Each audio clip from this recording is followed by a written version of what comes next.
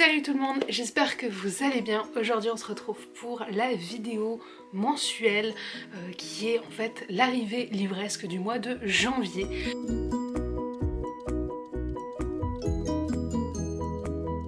C'est un mois de janvier qui, comparé à ce que je pensais, est plus agité. J'ai eu pas mal de services presse à la librairie où je travaille et j'ai acheté 3 livres. On va commencer avec mes 3 achats et après je vous montrerai les SP que j'ai reçus. Alors, dans mes achats, j'ai même eu 4 achats. Mais oui, je ne l'ai pas pris celui-ci. En fait, vous avez 3 de Saxus et un album jeunesse.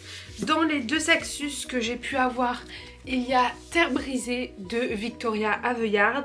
Victoria Aveyard que je connais pour la saga Red Queen, que j'ai décidé de faire confiance une nouvelle fois.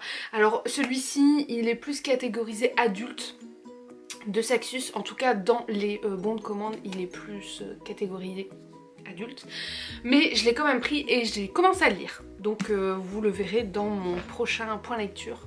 Pas de janvier parce que je vais tourner juste après celle de janvier, mais peut-être dans celle de février. J'ai également pris donc le livre de la nuit de Holly Black, pareil catégorisé adulte, mais moi je l'ai pris parce que je travaille du coup avec la Repré et il m'avait l'air cool.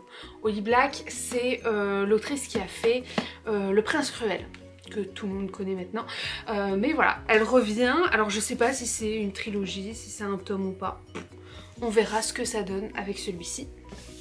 Et le dernier de Saxus que je me suis pris, c'est celui-ci. J'avoue que c'était un petit peu au jour le jour quand je l'ai pris, parce que donc Marie-Lou, elle a fait une saga, je sais plus son nom.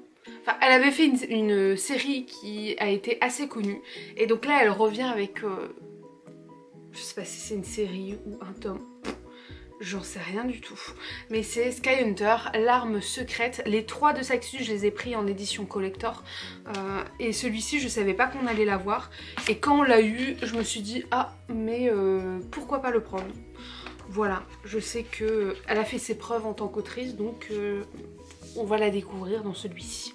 Et le dernier achat que j'ai fait, c'est du coup un album, c'est Chevalier Chouette de Christopher Denis. Il est publié du coup chez École des Loisirs sous le label Kaléidoscope. J'arrive pas à le dire, Kaléidoscope, ça va aller.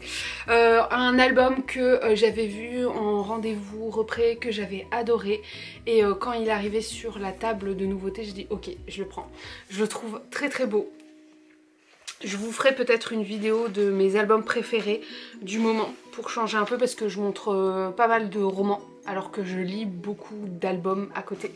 Mais je sais pas, je le trouve trop mignon. C'est la petite chouette qui devient un chevalier. Voilà. Donc ça c'était pour les achats que j'ai effectués. Maintenant on va passer très rapidement au service presse que j'ai reçu, toujours avec mon petit truc à roulettes juste à côté. L'album que j'ai reçu en SP, il s'agit de Une sieste de Camille Romanetto dans la édition Little Urban, qui est sortie en début d'année, là dernièrement, et qu'on avait du coup en service presse. Je me suis dit oh bah pourquoi pas. C'est vrai que c'est une histoire toute mignonne, pas beaucoup de texte, des illustrations assez timides. Je sais pas si ça se dit, mais bon. Enfin voilà, je l'ai déjà feuilleté et je l'avais bien aimé. Je me suis dit que ça à raconter à Pichoun, j'aimerais bien plus tard. Pichoun, qui je rappelle est ma filleule, et je fais beaucoup attention à ses prochaines lectures. Je suis complètement folle peut-être, certes, mais voilà. Ensuite, pour le prix des lecteurs PKJ, puisque je fais partie du jury, nous avons reçu le premier livre de cette campagne. Je sais pas si on dit campagne. Il s'agit de Sillage de Joanne Richoux. Je l'ai lu le lendemain de sa réception, donc j'ai déjà un avis dessus. Je vous ferai une vidéo bien spécifique au prix des lecteurs PKJ. Comme ça, je vous expliquerai un peu, enfin voilà, quand je reçois les livres, quand je les lis, mon avis, tout ça. Donc là, je passe très rapidement dessus. On poursuit avec les services presse. Je vais prendre du moins récent au plus récent, enfin du plus ancien au plus récent. ça sera mieux comme ça. Des éditions Slalom, j'ai reçu 2 livres. J'ai reçu Waterbacks de Charles Mazarguil. Si je massacre son nom, ça va pas aller. Que j'ai déjà lu parce que je l'avais eu en SP numérique et j'avais grave kiffé. Donc les éditions me l'ont renvoyé et en plus j'ai une petite dédicace. Donc je suis très heureuse. Mais ça vous allez le voir dans mon point lecture prochainement. Parce que je vais vous dire pourquoi j'aimais, de quoi ça parle, tout ça.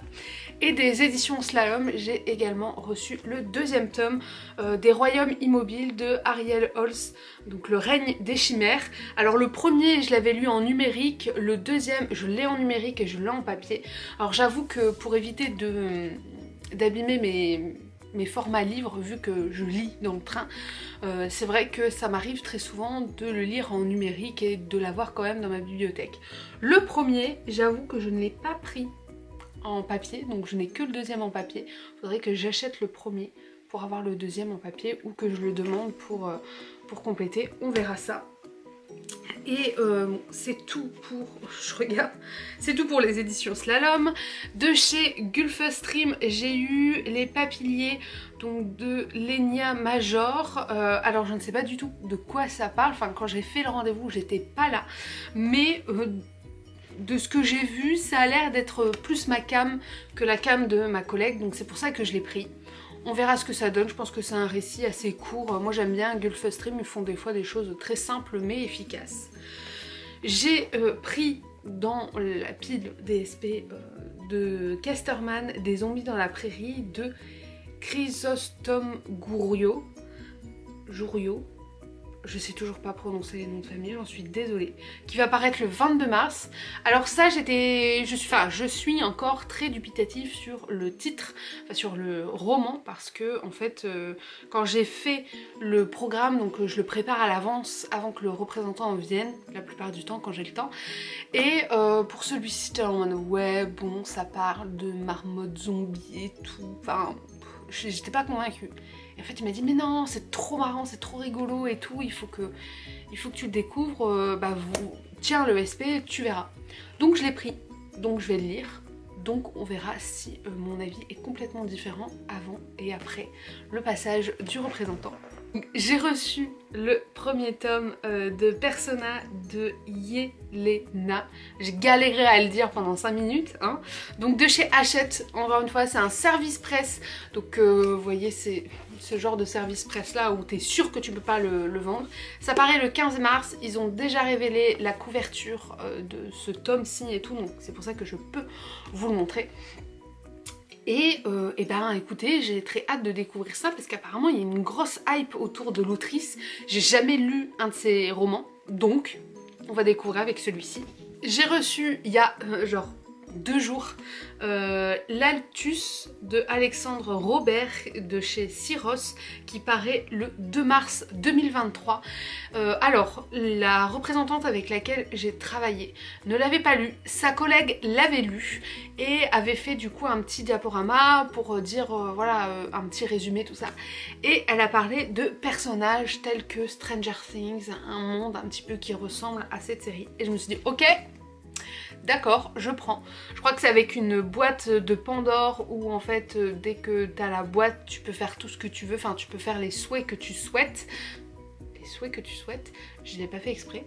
Mais voilà, c'est le problème, c'est que si la boîte atterrit dans les mauvaises mains, et ben forcément il y aura des mauvaises choses. Voilà un petit peu le topo. En tout cas, j'ai très hâte aussi de découvrir celui-ci. Il m'a l'air plutôt cool.